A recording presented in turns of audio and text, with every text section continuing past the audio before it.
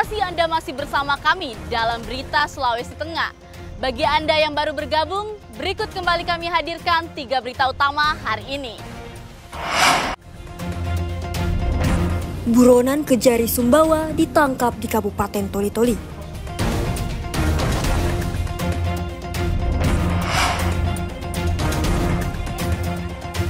Pelabuhan Donggala akhirnya resmi difungsikan untuk transportasi laut.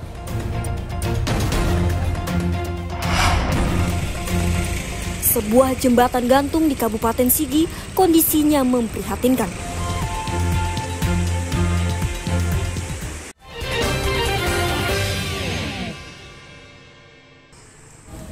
Sebuah jembatan gantung di Desa Watu Kilo, Kecamatan Kulawi Selatan, Kabupaten Sigi. Kondisinya memprihatinkan. Jembatan yang dibangun tahun 2017 silam kondisinya rusak parah dan membahayakan keselamatan bagi warga maupun pengendara yang melintas. Jembatan gantung di Desa Watu Kilo ini memiliki lebar 1 meter lebih dan panjangnya lebih 78 meter ini. Separuh dari jembatan tersebut berlantai plat besi, sedangkan sisanya berlantai kayu dan bambu. Hanya pengendara sepeda motor yang bisa melintasi jembatan tersebut. Untuk melintasi jembatan tersebut, pengendara motor harus hati-hati. Jika terpeleset, bisa terjun ke sungai. Kekuatan jembatan bertumpu pada kekuatan tali baja yang terbentang pada kedua sisi jembatan. Apalagi jika terjadi banjir, jembatan tersebut sangat membahayakan untuk dilalui. Daniel Kasura, warga Desa Watu Kilo, mengatakan jika kerusakan jembatan yang dibangun dengan menggunakan dana desa tersebut sudah berlangsung lama, namun tak kunjung diperbaiki. Padahal keberadaan jembatan tersebut sangat vital bagi warga yang akan mengangkut hasil tani dan kebunnya. Demikian halnya anak-anak yang berangkat ke sekolah. Nah, ini jembatan ini memang sudah sangat rusak dan dilewati oleh beberapa masyarakat ke kantong produksi di seberang, dan jembatannya sudah tidak layak lagi sepertinya. Dinding-dindingnya ini sudah rusak. Jadi kedepannya dan ada perhatiannya pemerintah untuk memperbaiki. Warga Desa Watu Kilo berharap agar pemerintah daerah segera turun tangan dan membangunkan jembatan yang permanen. Tidak hanya memperlancar jalur transportasi antar desa, tapi juga membantu meningkatkan perekonomian warga. Ikram Boya Oge melaporkan dari Sigi.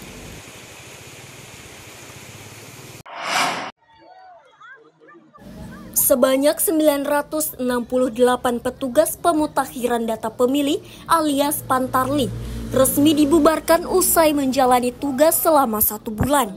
Pembubaran Pantarli ini dirangkaikan dengan apel akbar di depan kantor Komisi Pemilihan Umum Kota Palu, Jalan Balai Kota Selatan. Pembubaran Pantarli ditandai dengan pelepasan topi, rompi, dan ID card peserta Pantarli oleh Komisioner KPU Kota Palu. Mereka juga mendapatkan piagam atas kerja-kerja yang telah mereka lakukan mensukseskan pemilihan kepala daerah 2024 ini. Ratusan Pantarli ini setelah dibubarkan akan diajak kembali menjadi anggota kelompok penyelenggara pemungutan suara alias KPPS mengawal hari pemungutan suara pada November mendatang. Selain pembubaran Pantarli, apel akbar juga bertujuan untuk mengingatkan seluruh badan ad hoc tentang tugas dan tanggung jawab menyongsong hari pemungutan suara. Harus diapresiasi kerja Pantarli 4 hari sebelum deadline waktu, kita sudah menyelesaikan 100% elektronik coklat. Menurut saya ini capaian prestasi pertama yang dilakukan oleh KPU Palu, yang baru tahun ini kita melaksanakan elektronik coklat di pilkada dan kita menyelesaikannya di luar batas waktu yang ditentukan. Kemudian terkait kendala, hal-hal yang manusiawi sifatnya, misalnya begini, ketika Pantarli sulit menemui pemilih karena alasan pemilih memang sibuk bekerja. Kemudian ketika mau ditemu di malam hari, pemilih menolak karena sudah letih dan capek. Kemudian yang berikutnya saya kira kondisi psikologis dan mental. Ketika datang bersungguh-sungguh, kemudian kami dianggap orang yang datang tidak dianggap tidak berniat baik, lupa identitas kami, itu kadang yang membuat teman-teman Pantarlih sedikit juga membuat kesan kurang baik.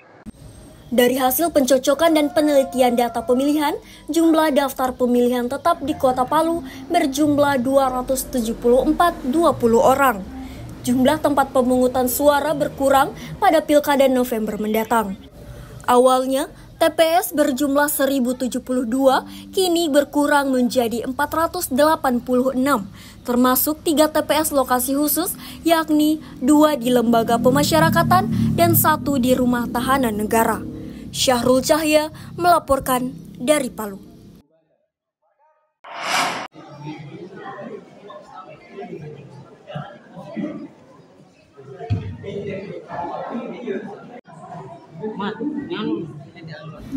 Adu kekuatan dalam kompetisi robot sumo yang digelar di Kota Palu Sabtu pagi berlangsung seru. Kedua robot ini tengah bertarung di atas arena mini. Robot-robot ini layaknya petarung asal Jepang, sumo yang bisa menjatuhkan lawannya.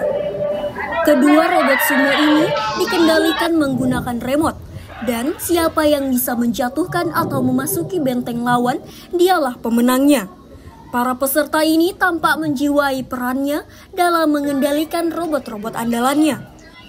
Kompetisi robot sumo ini merupakan kali ketiga dalam ajang Palu Sumo Robot Kontes tingkat pelajar se-Sulawesi Tengah yang digelar unit kegiatan mahasiswa Adiguna Robotek Klub Sekolah Tinggi Manajemen Informatika dan Komputer alias Timik Adiguna Kota Palu.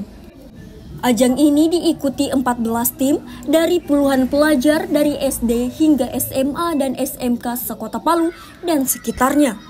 Mereka dibagi dalam 3 kelas, SD, SMP, dan SMA. Sebelum bertanding, robot sumo milik peserta ditimbang terlebih dahulu untuk memastikan bobot tak melebihi batas ketentuan, yakni 4 kg. Selain itu, diameter robot juga dibatasi berukuran 30 x 30 cm dengan tinggi maksimal 15 cm. Para peserta yang merupakan pelajar ini pun antusias. Apalagi ajang yang satu ini jarang dilombakan di Kota Palu. Selain sebagai ajang kompetisi, peserta mengaku ajang ini menjaring minat dan bakat siswa di bidang robotika. Kayaknya anak-anak di sini pada sedang semua, Pak. Mereka bisa bermain robot, bisa mengontrol robot, memiliki pengalaman mengenai apa saja di komponen robot. Mereka tampak senang, Pak. Guru kita memberikan info untuk kita, jadi kita bersedia untuk ikut. Jadi ada berapa tim? Ada 4 tim. Teknologi kita di sini menggunakan Arduino Uno, receiver untuk stick ini, step up, driver dengan baterai 11,1 volt. Kreativitas para pelajar ini pun bisa dilihat dari beragam desain robot-robot sumo yang mereka buat. Keseruan adu robot sumo ini tak diragukan lagi. Para penonton pun ikut bersorak-sorai menyemangati jagoannya. Kompetisi ini menyiapkan hadiah total jutaan rupiah. Panitia menyiapkan hadiah 1 juta rupiah untuk juara pertama tiap-tiap kelasnya. Sedangkan juara 2 dan juara 3 masing-masing Rp750.000 dan Rp500.000. Pemilik robot dengan desain terbaik juga akan diberi hadiah uang tunai Rp250.000. Selain hadiah uang tunai, para peserta juga akan diberikan piagam dan sertifikat. Ini kegiatan merupakan kegiatan rutin untuk dari AFKM Adiguna Robotek Club. Nah, kedepannya kami berharap kegiatan ini terus berlanjut karena sebelumnya kegiatan ini sempat diadakan, kemudian terhenti karena adanya COVID Corona dengan beberapa masalah seperti kurangnya SDM dari robotika sendiri di Kota Palu, sehingga kami mulainya dari tahun kemarin untuk turun bimbingan ke sekolah-sekolah yang ada di Kota Palu. Kemudian tahun ini kami mengadakan lomba ini untuk dari sekolah-sekolah yang kami bimbing untuk tentang teknologi robotika ini. Kegiatan ini sengaja digelar untuk mengasah dan melatih para pelajar di bidang robotika. Mengingat kemampuan dan skill di bidang yang satu ini mulai minim dijumpai. Syahrul Cahya melaporkan dari Palu. Informasi tadi sekaligus mengakhiri jumpa kita dalam Berita Sulawesi Tengah. Atas nama rekan kerja yang bertugas, saya Della Rizka mengucapkan terima kasih atas kebersamaan Anda. Selamat beraktivitas dan sampai jumpa. Songgom Poasi, Tabe.